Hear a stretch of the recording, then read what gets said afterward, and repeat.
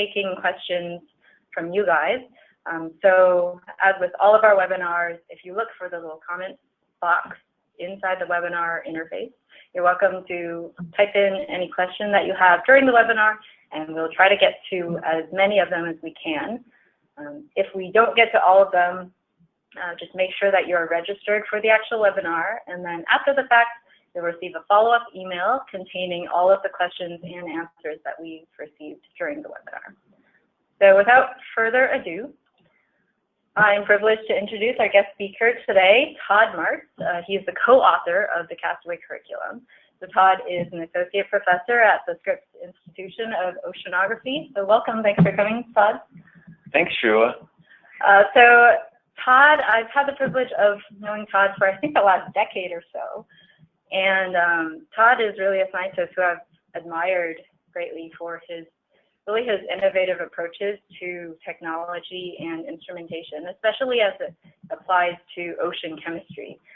So Todd, would you mind telling the audience a little bit about what you do at Scripps, the roles you play, and your research projects or interests? Sure, I'd be happy to. Thanks for having me. So like Xue said, I teach marine chemistry at Scripps, and my primary focus has been chemical sensor development. And if you're familiar with the Durafet pH sensors, my group has done a lot of work on developing sensor packages, including the CFET and the CFOX, which are commercial products through Seabird. But we've also done work with other things, and we've been using the CastAway over the last several years. So this is how we sort of got pulled into developing some classroom activities centered around the CastAway. So I'll have a few slides that we just put together here showing, I think the first slide is some recent field data. So we initially started using it for a couple of scientific applications, and it turns out at Scripps that Andreas Anderson's group has used the CastAway that resides in my lab. They've used it extensively, more than we have, in fact, and this is a really nice data set that I just saw for the first time about a week ago. A graduate student, Sam, in Andreas's lab provided this, and this is a depth resolved time series of temperature collected right off the Scripps pier. So what you're looking at here are 4 different contour plots that correspond to the 4 different locations seen in the upper left-hand corner. So these are they go out and they're doing a biogeochemical time series. So once a month they collect bottles, they analyze it for CO2 and other chemicals, and at the same time they're using a CastAway to augment their data set by doing temperature salinity profiles. So the 4 time series profiles you see, if you notice on the y-axis, they're all to different depths. So this corresponds to increasing depth as you go offshore. And Sam has really shown the seasonality and just the temperature here and the stratification and maybe other physical processes going on just in temperature. And of course, there's also a corresponding salinity data set that goes along with this. So just one application where people at Scripps have been using CastAway. I personally have used it in the field on one trip and was pleased with its results. So then had a graduate student, which we'll talk about shortly, who started working toward high school curriculum to use the CastAway. So you'll take a look, I guess, at the next slide, which is Xue's. Yeah, great. Thanks, Todd. So it looks like Todd has quite a bit of breadth of knowledge and experience with the CastAway, so he's perfect for presenting the material today. So before we get into the actual details of the CastAway curriculum, I just wanted to go over a couple operational aspects or specifications on the actual instrument. I'm sure most of you are familiar with this, but in case you're not, just very quickly, the CastAway is a CTD, so it's meant to profile conductivity, temperature, and pressure. And just to give you an idea of the ranges that we're able to measure, temperature, you can measure a range from -5 to positive 45 degrees Celsius, and then conductivity 0 to 100,000 microsiemens per centimeter. This corresponds to a salinity of up to about 42. And then battery life, we have about 40 hours of continuous battery life. This kind of depends on whether you have the LCD, the colorful screen, turned on or not. and how many times you're actually pinging the GPS. But this is run on 2 AA batteries. And then the sampling rate is 5 hertz. And so that goes for all the data, the temperature, conductivity, and the pressure. And then with communications, just simply with Bluetooth, so it's a wireless communication. And then the maximum depth that we're able to profile is 100 meters. And so just a little bit of background on why we chose to create a curriculum in the first place. The CastAway customers really have shown us that there's a wide range of uses for the CastAway. And because of its simple operation, it really lends to many different applications. And so users are able to quickly and easily collect and view data in the field. And we've seen over the years many examples of projects involving citizen science. So that means science where the actual data are collected by people who have a non-scientific background or very little experience doing science.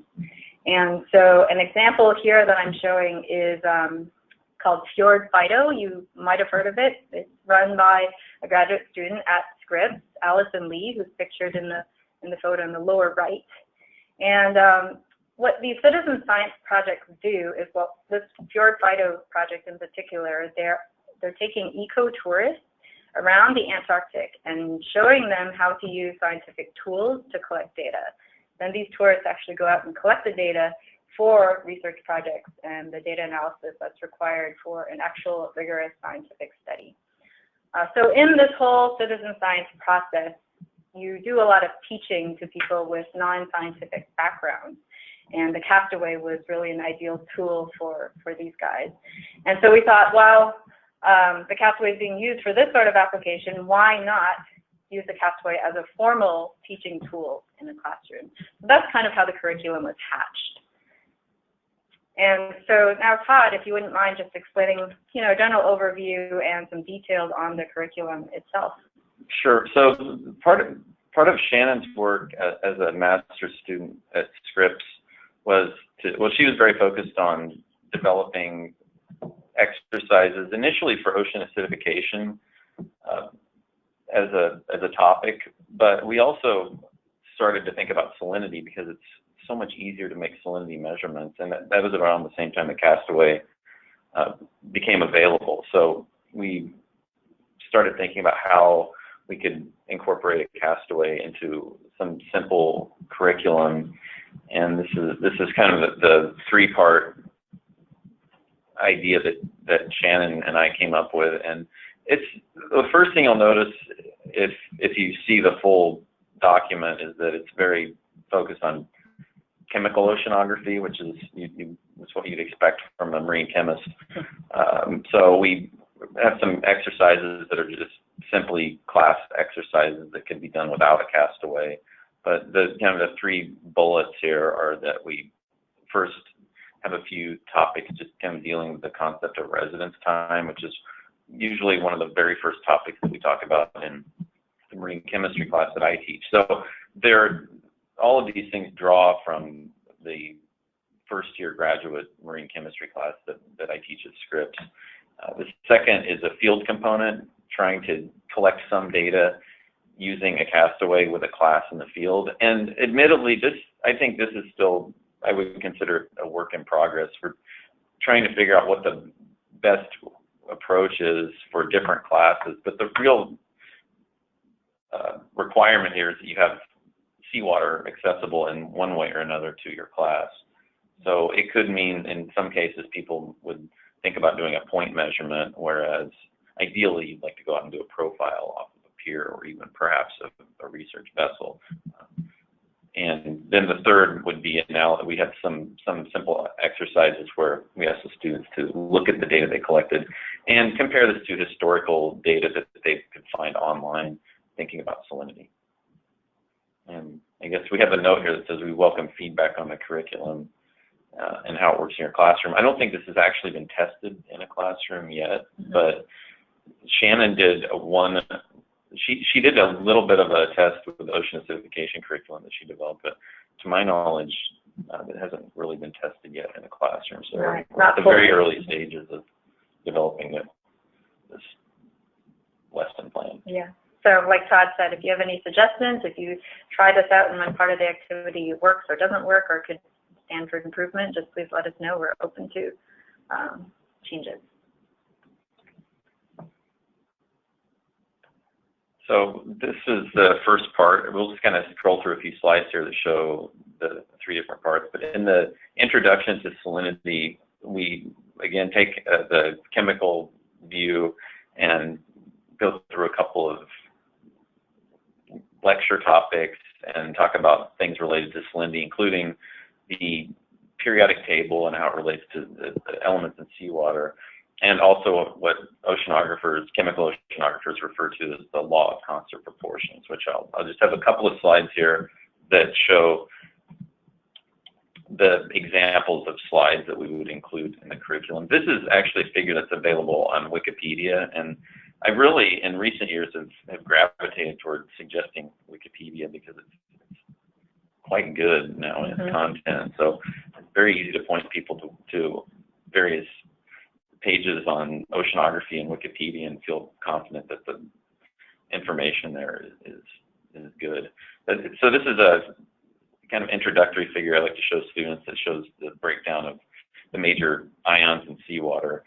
And it leads into talking about the law of constant proportions, which simply just states that these elements as ions are present in constant proportions to each other in all parts of the ocean, which regardless of the salinity, there's always a certain ratio of sodium to chloride to sulfate and so on, which I'm sure most of you already know. But sometimes this is a new concept to students. So this is kind of the starting point for just thinking about the salinity concept. And this is a figure that we always show. I think anyone that teaches marine chemistry probably shows this in one of their first couple of lectures. Very nice periodic table of elements in the ocean that was put together back in the late 90s by Nozaki. And there are a couple of slides here I'll just toggle back and forth between if I can.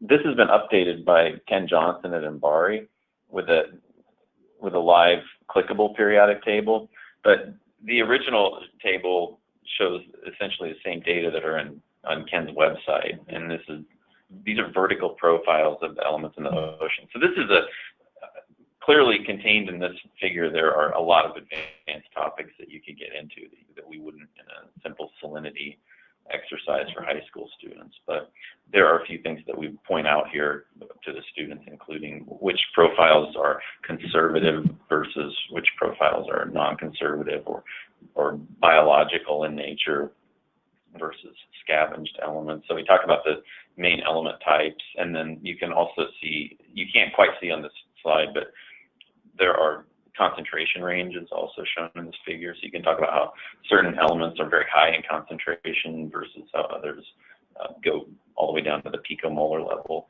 And you can point out other things about salts if you want to get into more of an advanced, maybe high school or early college level curriculum. You can start talking about ionic compounds and the nature of ions in solution if you really wanted to go there. But at this point, we're kind of still working on that content of the lesson plan. But you could maybe a simple topic would be to talk about how certain vertical profiles are uniform, and these tend to be conservative elements in the ocean, and then go on to talk about what we mean by conservative and in terms of residence time and salinity.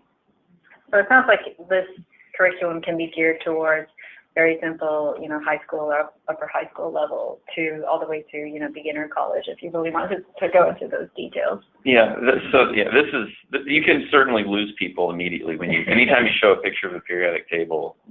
So you have to be careful about that. So I think we're still working out a couple of details of the lesson plan to suggest to instructors, maybe at this level you want to stop here, and then at this level you could perhaps go on and talk about atomic structure and the periodic table. And of course, I would always point people toward Ken's website. It's been a great resource. I think anyone I know that teaches marine chemistry points people toward this website. That Ken just kind of put it together as a side project many years ago in MBARI. It's really been great. In addition to showing, if you click on an element, it takes you to the same profile that you see in the previous slide. It also is referenced, so it shows you where the data came from, and it just shows actually a difference, I think, between the different ocean basins. So it's nice, really nice website. And then at the end of this part of the lesson, there are just some sample questions that we suggest for the students to address, and then I think they would hand it in to the instructor. And then this field guide and worksheet, I guess, is preparing to go into the field and collect data in the field. So this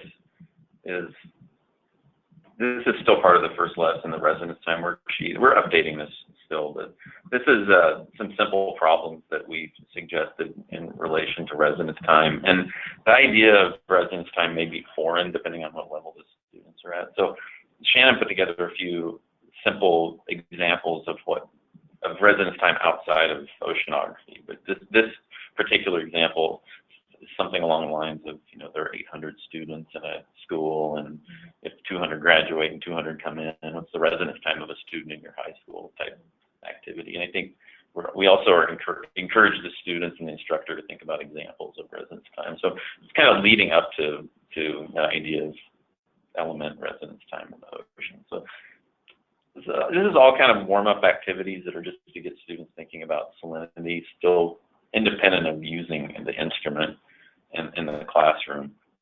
But then the next step is to prepare the students to actually make some field measurements. This is taking students into the field, or even anything involving an activity with an instrument always turns out to be more complicated than you plan on. So we encourage, there's actually a note here that says we encourage the instructors just to try to do whatever activity they're planning, do it on their own at least once before they take students into the field. You'd be surprised how many things can go wrong just thinking that I'm going to take students out to the local pier and I'm going to send the CastAway over the side and collect data. I mean, what could go wrong? Yeah. But it turns out something will always pop up. Yeah. So just having this, you could actually, I think, spend half a day just having people play around in a classroom, turning on the instrument, downloading data. Right. These days, the students are so fast with technology that they can intuitively figure out how to operate the CastAway. I'm sure that it's always nice to do that before you get them out on a dock or a pier somewhere. So this shows a couple of slides from the work in progress curriculum that are actually drawn straight from the pre-existing manuals, I think, in the CastAway that's contained with the CastAway on these laminated sheets. So they have a really nice set of laminated sheets that come with the CastAway that I like, that you can refer to right when you're on the dock or in the field. So I would encourage the students, or the instructors, to allow the students just to kind of explore that. And I think I made a note here that says the students are encouraged to work in teams. The idea here is that it's a little bit tricky to figure out. If you had one instrument, you're probably not going to have 10 CastAways for a class, depending on your budget. But if you have one instrument for a class of 30 students, how exactly do you make that work between a large number of students so that you don't have 28 people sitting around on their hands? And since we haven't tested it yet, we're not exactly sure, but the way I would think to approach this is to have students working in maybe teams of 2. They get to do a cast, so maybe they have the instrument for 5 minutes, and then they teach the next group of 2 to do the cast and hand it off that way and kind of pass that information along. And then they can, I don't know if they actually would have, at that point they may not have the data downloaded yet, but there could be kind of a transition of information from one group to the next. Right, and they would have an idea at least of the actual live data coming up on their screen, and they can kind of show the next group. Yeah, that's a nice idea. I'm not here to sell the instrument, but there is one thing I really like about the CastAway is the fact that it has a live screen on it, and you can see data as it comes back. It really does make it a good teaching tool. Okay.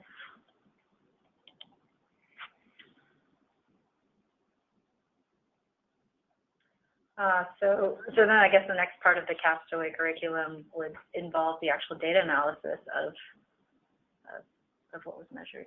I added a couple things to this slide. So I was going to suggest to compare the data that are collected to online data sources, and I think we've kind of come to, or I've come to some kind of a conclusion on how to do this. But initially, we thought it would be good to have people just find their own salinity data online using a variety of different sources. One of the tricky things about that is it turns out that different websites change their URLs and they change their links, and so putting that into a curriculum that gets circulated could lead to confusion, I think, among people that aren't tied into the oceanography community. They know exactly where the data have now gone. Yeah. So I was trying to think of maybe one good website where people could go to get at least pictures of salinity data to compare to what they measured. And then we ask a few simple questions. You know, what is your salinity? How does it compare to the measured or the data that you found online?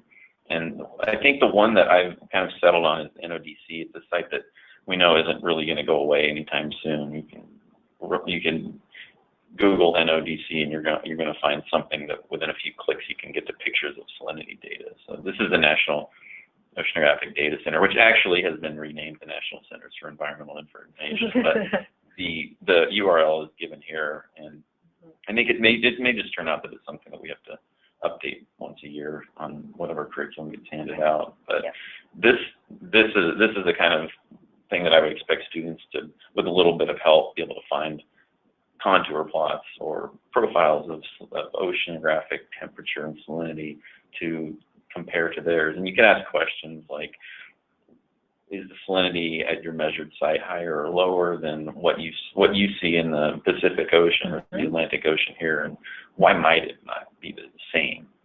And just kind of opening up to let them think about it. One actually sort of confusing aspect of salinity is that once you start to look at profile data, things can get kind of messy, and you can't simply ask students. Well, you could ask them, but you don't want to lead them down the wrong path. But if we don't include the concept of density and other physical oceanography concepts, it's not so clear why might density be lower deep in the ocean over a vast area of the ocean. These plots show surface salinity versus, I think, 2,000 meter salinity.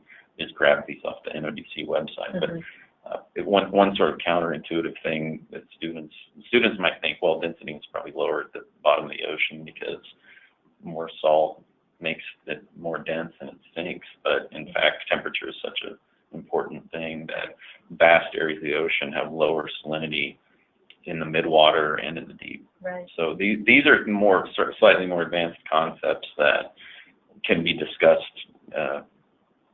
in class, or we could design questions that would lead into that. And I think we probably need to talk to them about, or point them toward profile data and things that show what the interior of the ocean looks like. So this is just a simple example of something I made this last night on Ocean Data View, just to take a look at the interior, but kind of gets to the point of what I'm talking about. If you are teaching students about profile data, it helps to kind of look at what the broad patterns are in the ocean and how it isn't quite so clear cut when we talk about salinity over depth. Absolutely. And Todd was mentioning before the value for the educator or instructor to really look at this stuff before you present it in a classroom, because some of these websites can be a little bit involved in terms of retrieving the data, and so it's really good to be familiar with how to do that before you introduce it to a classroom. But that being said, when students learn how to do this, this is actually a very valuable tool, because if they continue on with subjects similar to this, then they'll need to know how to do this in the future. So it's a nice thing to introduce early on. And like I said in this slide, I think we haven't really done this yet, but one thing I hope we're headed toward is adding to this lesson plan to do things physical oceanography related. I think it makes all the sense in the world to add a component on density and talk about something about circulation. And naturally, we started out with residence time, because that's the first thing that comes to my mind as a chemical oceanographer when I think about salinity. But I'm excited to continue to add to this lesson plan and hopefully put in some things about ocean density and tying that in with the measurements that are made by the CastAway. Yeah, great. And we would look forward to comments from users, and if there are particular physical oceanography topics or anything else, biophysical interactions or anything like that you'd really like to see in a future curriculum, please let us know, and we'll have Todd work on it.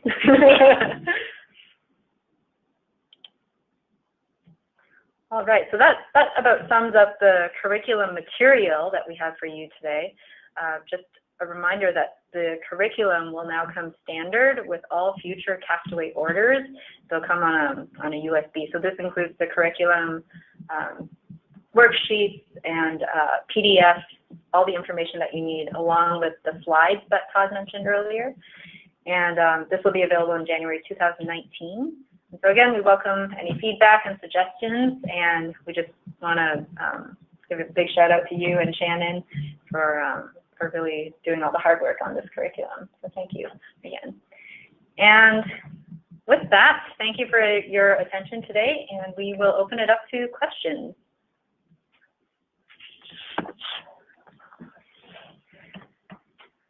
Okay. Got a question here. Can the CTD be deployed, or is it only for making casts?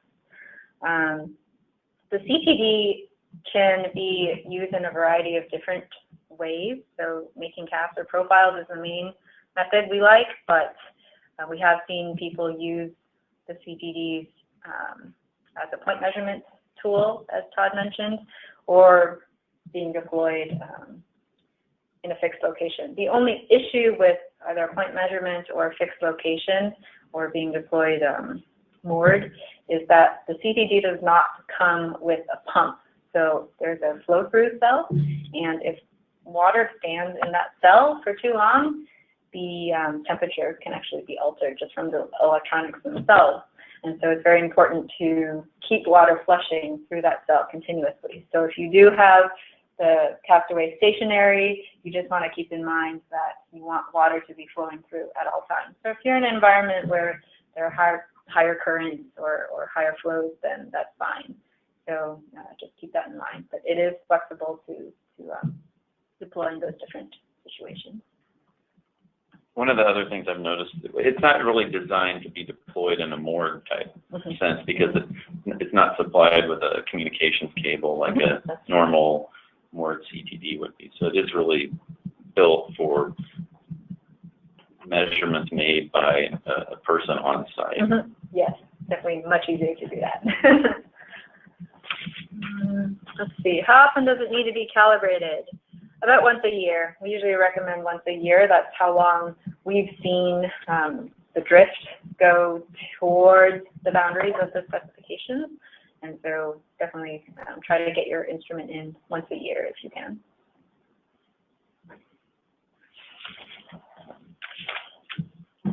What about that one? Todd, could you please talk a little bit more about your involvement with the CFOX? I can. I mean, this isn't really a webinar about the CFOX, but we don't use. So the CFOX is an integrated instrument package that uses different sensors: oxygen, CTD, and pH from 3 different manufacturers. Well, currently, now that it's sold by Seaberg, it's all their own components, but it's just an integrated package of pH, oxygen, temperature, salinity, and we actually, so one involvement with the CastAway with the CFOX that I'll mention is that a few summers ago we modified the housing so that it would fit on a stand-up paddleboard, and this was work done by Phil Bresnahan and Taylor Worth and Wiley Wolf in my lab. They took it out into a lagoon and put what they call this the WaveFox design, but they deployed a CastAway with that on a paddleboard, which was a unique use of the CastAway, I think. I'm not sure if anyone else has tried that. But I haven't heard of it yet. We ran into, the main issue with that was that it's not really designed to be operated at such shallow depths, so there's the potential for the data to cut out when it doesn't have I think the pressure sensor needs to hit a certain, like a meter. Yeah, it's about 30 centimeters actually. So, and And these are things I think maybe they could, if the software could be set so that you can turn it on and continuously run. Right. So you can definitely come up with creative ways to use the CastAway alongside things in the shallow if you're aware of which software settings are appropriate. Right. Cool.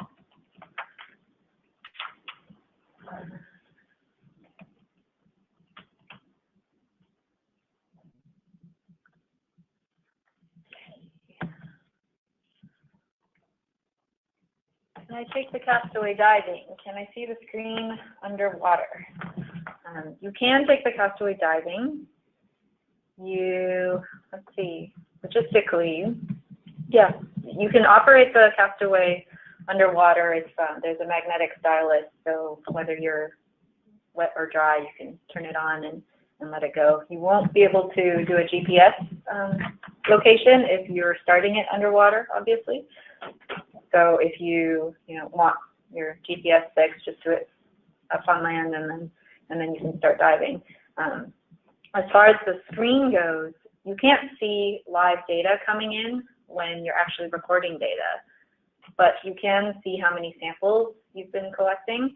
And there is an option here. Usually people like to turn off the LCD screen when it's actually profiling because there's no one to look at it and it conserves battery. But you do have the option of keeping the screen on just so that when you're diving, you can see whether you're actually collecting data or not. But yes, that's definitely possible while you're diving. Let's see. Can the CastAway go deeper than 100 meters? Right now, no. 100 meters is the limit. The limiting factor is actually the LCD screen itself, the hardware. So right now, no, not 100 meters. Not deeper than 100 meters.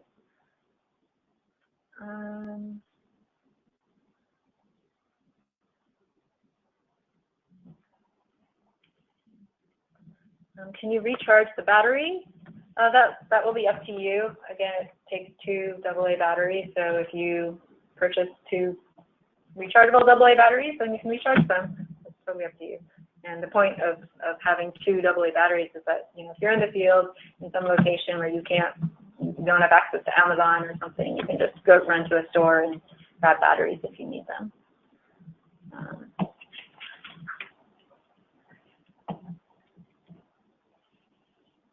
Can you use the sound speed to correct an echo sounding survey? So in general, yes, the CastAway was actually mainly meant for correcting soundings with the sound velocity. So in general, yes. It depends on what equipment you use. So for example, if you're using SonTek equipment to do a bathymetry survey, the CastAway is integrated directly into HiPAC, for example. If you're doing a discharge measurement and you want to correct the soundings, you can integrate directly into River Surveyor Live or River Surveyor Stationary Live. If you use a different manufacturer, you might have to export the CastAway data and then do the correction yourself in an external hardware software. But in general, yes, the CastAway is meant to correct the sound speed for your sounding. And I think that's all the time that we have today for questions. Again, if we haven't gotten to your question, we will be writing up the Q&A for you after the fact and send it out to you in an email.